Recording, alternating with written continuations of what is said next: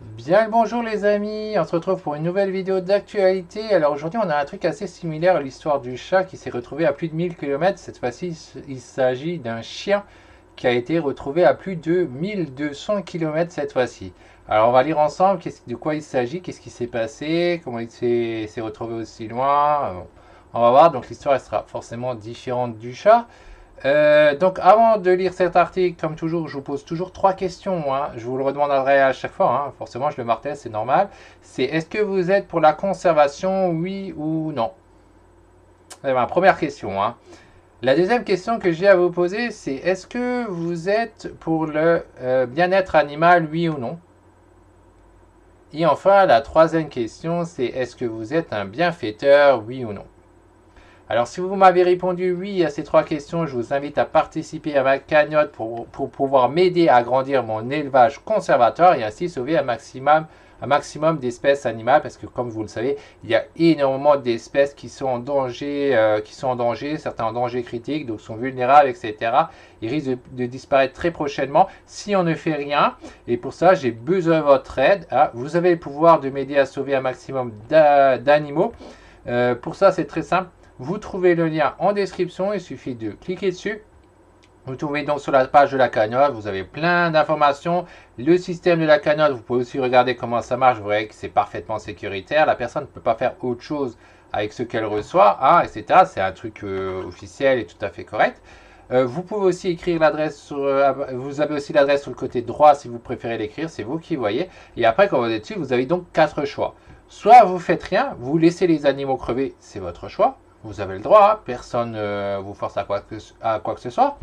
La deuxième option, c'est vous pouvez simplement partager, et ça, je vous remercie déjà d'avance pour ça, parce que c'est déjà une aide en soi. La troisième choix, c'est que vous pouvez faire un don, hein, un don à hauteur que vous voulez, c'est vous qui voyez à quel niveau vous voulez aider les animaux.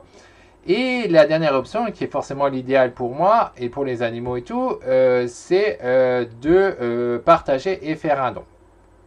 D'accord. Donc vous avez ces quatre choix. Alors on pourrait bidouiller quelques autres choix, genre on attend, on agit plus tard, etc. Mais bon, c'est vous qui voyez. Donc moi je vous invite à agir maintenant, tout de suite. Ok, vous avez fait vos choix, vous avez agi, etc. Alors on va se concentrer maintenant sur cet article. Alors le titre exact, ça dit un mois après avoir perdu son chihuahua, elle le retrouve à 1200 km de chez elle. Et là on se pose bien sûr la question, mais il s'est passé quoi pour qu'il se retrouve aussi loin? Récemment, une chienne qui avait disparu il y a un mois dans les Hautes-Alpes a été retrouvée saine et sauve au Portugal. Cette histoire semble tout droit sortie d'un film. La raison, porté disparu depuis un mois, un chien originaire du sud de la France a été retrouvé sain et sauf au Portugal, rapport BFM MTV. Céline, une habitante de Villars-Saint-Pancras, Hautes-Alpes, a vécu un véritable cauchemar lorsque son chihuahua, prénommé Joy, a disparu du jour au lendemain le mois dernier. Bon, je pense que c'est quand même exagéré de dire que c'est un cauchemar. Alors c'est malheureux, oui, mais un cauchemar quand même, on abuse un peu. À l'époque, la petite chienne se trouvait dans le jardin au moment de sa disparition. Face à cette situation, un propriétaire de la boule de poids a fait tout son possible pour la retrouver. Pendant plusieurs jours, on colle des affiches, on fait le tour des voisins, on la cherche de manière intensive, explique Céline auprès du site d'information. Malgré ses efforts pour la retrouver, la petite Joy demeurait introuvable. Un véritable déchirement pour Céline. On se dit qu'elle est sans doute morte de froid ou qu'elle a été mangée par un renard qu'on ne la reverra plus jamais. Alors là, il y a beaucoup d'exagération, hein. Déjà, qu'elle est un véritable déchirement, c'est des mots quand même bien forts, hein. Et elle-même, la personne elle-même qui dit carrément mangée par un renard, je vois mal un renard manger un chien. Ça me paraît quand même, à moins que ce chihuahua, moi je connais pas grand chose en chien, c'était pas mon truc. Il soit tellement petit que ça, mais quand même comme ça, faut pas exagérer quoi. Normal, le renard il s'attaque pas à des chiens.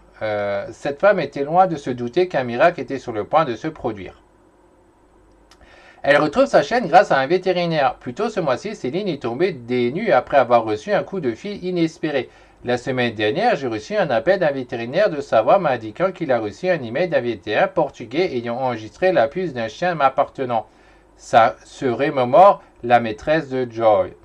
Je lui demandais de m'envoyer le mail du vétérinaire portugais. Quand je le reçois, je me dis que c'est une blague. Il a écrit à moitié en français, à moitié en portugais. Ouais, bah, il écrit comme il peut, le gars. Intriguée, Céline a tenté de contacter les vétérinaires en vain. Loin de se laisser décourager, elle a sollicité l'aide d'une amie qui parle portugais. C'est dans ce contexte que la sudiste a eu le fin mot de cette histoire. Il m'explique au téléphone qu'une dame qui a trouvé un chien dans un champ à côté de chez elle à Pont de Lima lui a ramené. Il a ensuite envoyé des mails au hasard à tous les vétérinaires français qu'il a pu trouver. Détail, c'est, dis-donc, il est quand même y allé pour pouvoir faire une chose pareille, ok.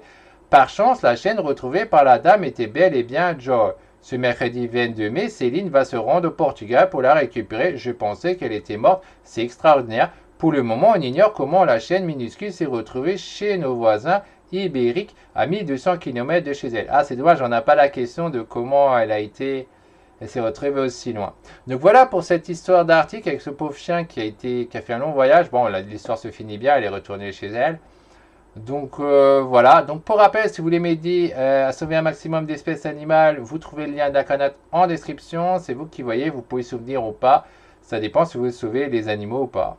Donc voilà, on se retrouvera à la prochaine pour une prochaine vidéo, bye bye.